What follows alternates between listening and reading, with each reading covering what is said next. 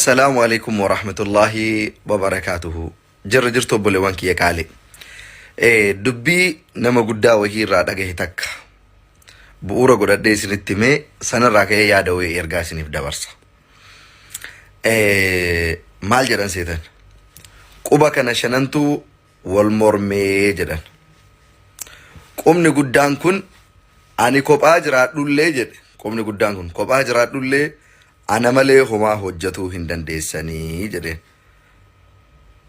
أتي تاني كن اللي أنا ملتو اللي واقعي كبربادو أنا نكيك تاني يو شهادة جدن اللي أنا جتني يو أتهيات صلاة أفتان اللي أنا تو أغر سيسا أنا تو رجالا جد كن اللي لك أبو ديرين نان اللي تاتو أنا تو سنچالا جدين كن اللي يو قبه اللي غوتني أنا رتي غوتني أنا تو چالا جدين تيكون تو ندفته isin martuu hin kijibdanii jetteen isin martuu hin kijibdanii yoo wal qarqaarree waliin qabanne jabeessinee qabna fageessinee darban yookaan ammoo garagaratti homaayyoo miti jedhe isinii gala jedhe yaada Oromoo ilmaan Oromoo yaa dhaloota qubee yaa qeerroof qarree Oromoo haalli amma biyya keenya keessatti deemaa jiru baay'ee ulfaataadha. Haqiiqatti ammoo keessattuu warroonni nu wal mormanii fi warroonni faallaa kenna ta'an humni isaan ijaaramaanii jiranii fi saffisni isaan deemaanii jiran kan keenyaa waliin fakkaatu. Duuba jirra nu afoo deemaa jiran. Duduubaa dhufanii nu dursuun ammoo salphina. Wanti guddaan barbaachisu tokkummaadha.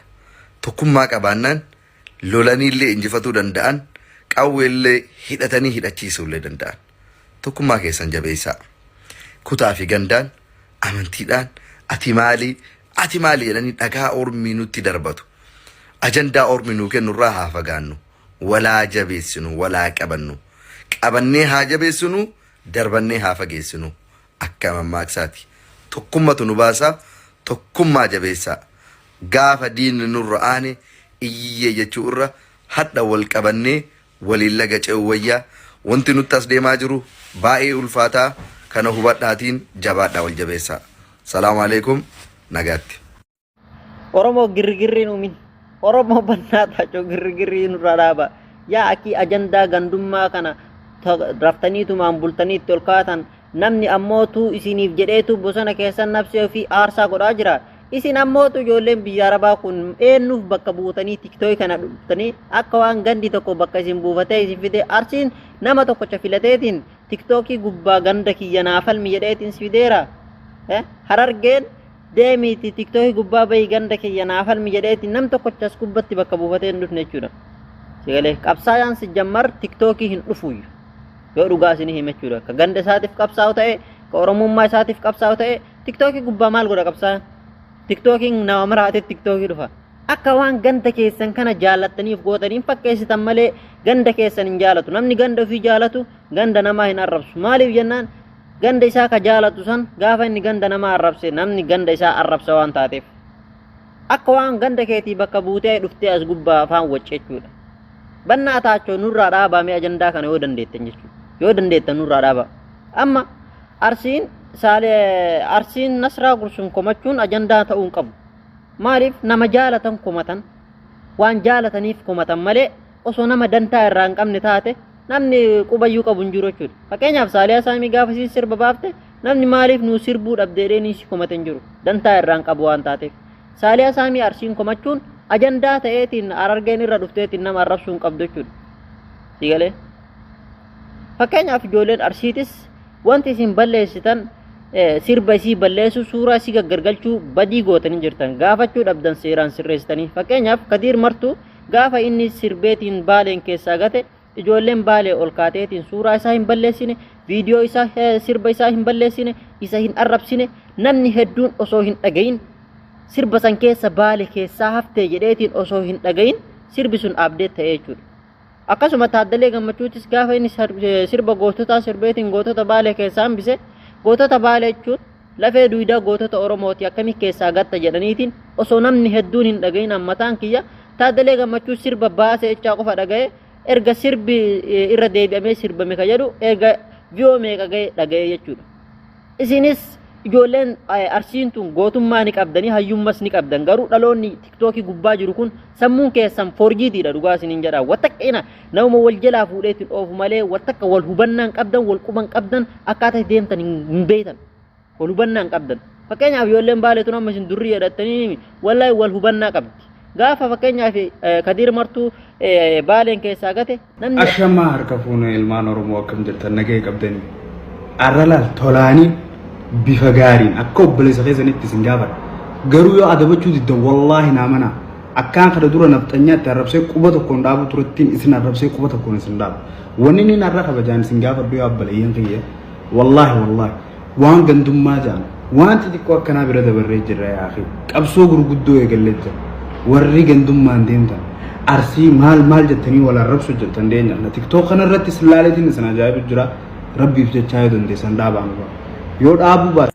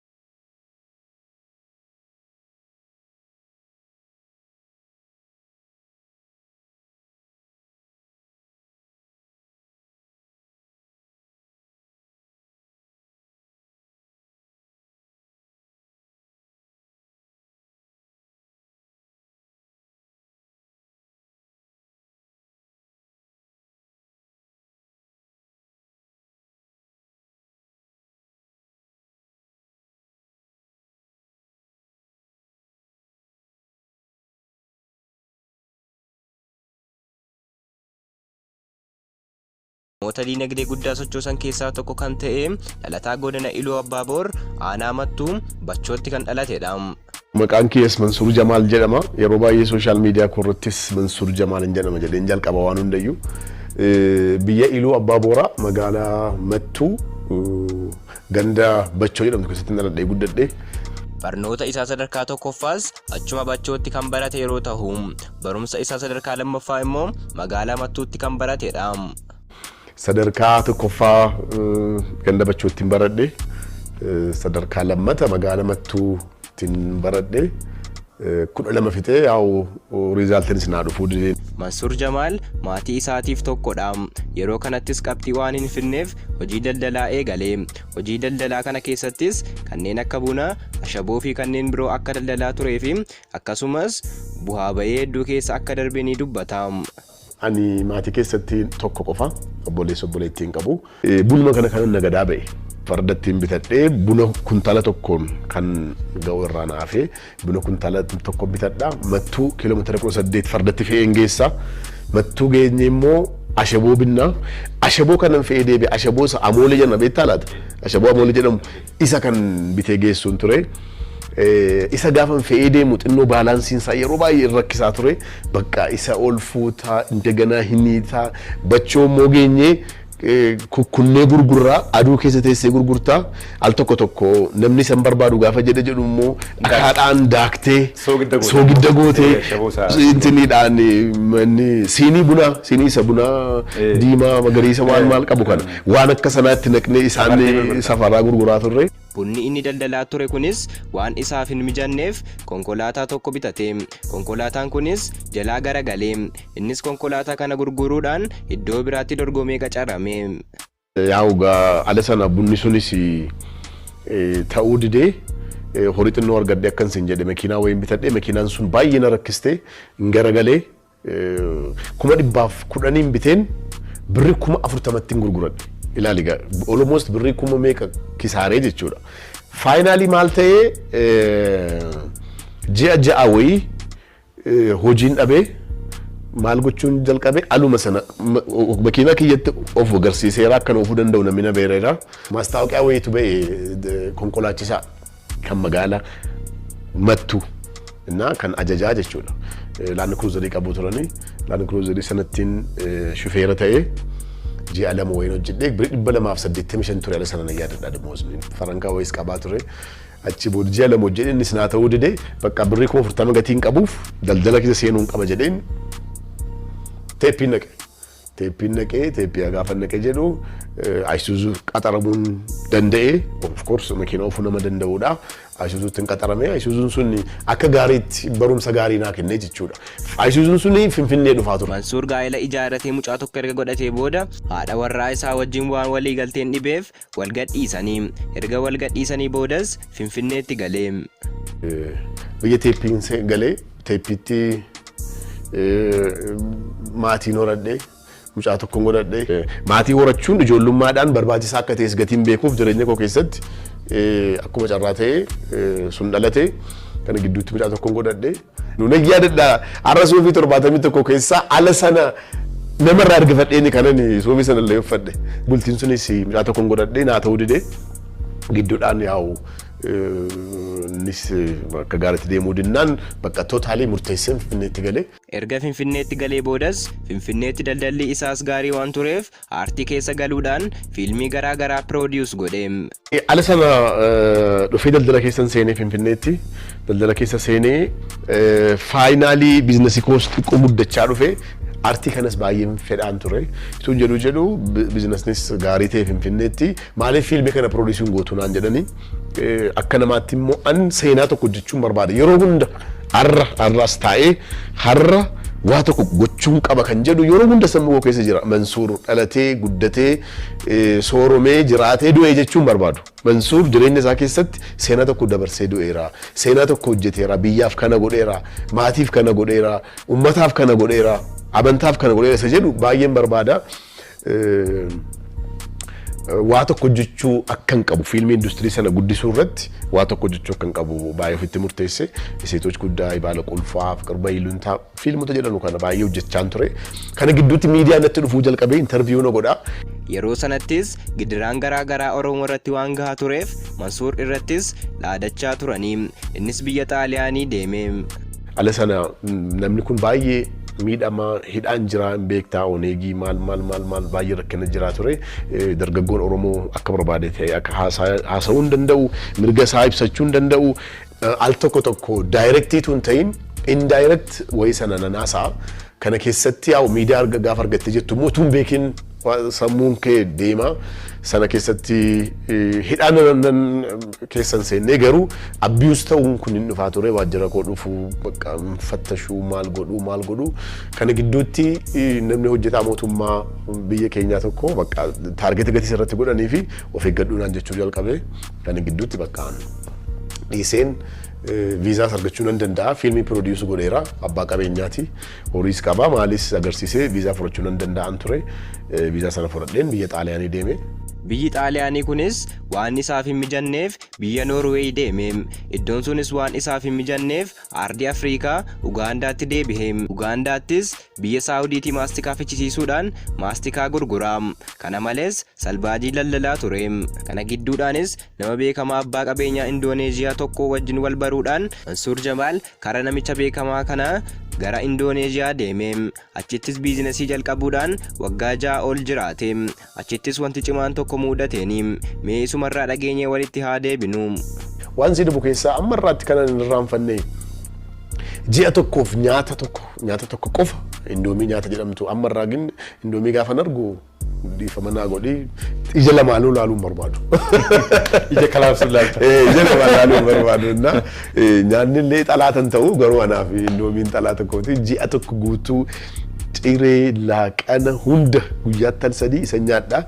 Al tokko nan yaadadha indoomiin sun dhume wanti nyaatamuu dhabamee mana keessaa moolii guddaa jira appartimentii qabu keessa akka carraa biyya Indoneeziyaatti maximum waggaa minimum kan ji'a 6 kaffalta kiraa mana ibsaan achuma jira wanti hundi achuma jira nyaata kee qofa kanatti fuutee galtu appartimentiin farnichi dhuma sii kennu rakkina isaan qabuun ture kan waggaa gatiin kaffalee fi garuu nyaata irratti baay'ee rakkinan qabaan ture na yaadadha gaafa sana moolii sana bira dhaqee nama nyaataa ture dhiisee kan inni ka'e nyaachuudhaaf baay'ee beela'ee karaan kuu bakka